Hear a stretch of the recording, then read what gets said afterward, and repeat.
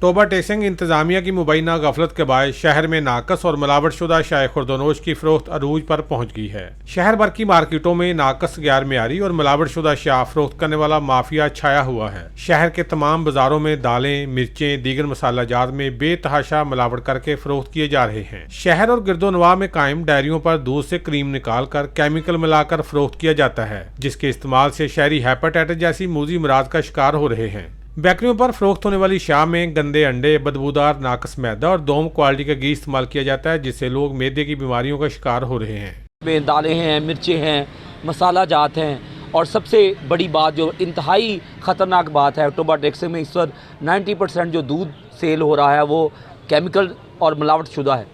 جس کی وجہ سے کوئی فرد بھی اس سے محفوظ نہیں ہے۔ اور دوسری جانب دیکھا جائے جو ہوٹل ہماری مینجمنٹ ہے، تمام جو شادی ہالز ہیں، وہاں پہ جتنے مسالہ جات استعمال ہو رہے ہیں، جو گھی استعمال ہو رہا ہے، وہ سارا ناقص اور 2 نمبر ہو رہا ہے، جس پر ہمارے ڈپٹی کمشنر صاحب کی طرف سے جو ہماری فوڈ اتھارٹیز ہیں، اتنے بڑے ادارے بنا دیے گئے ہیں جہاں پہ کروڑوں اربوں روپے کا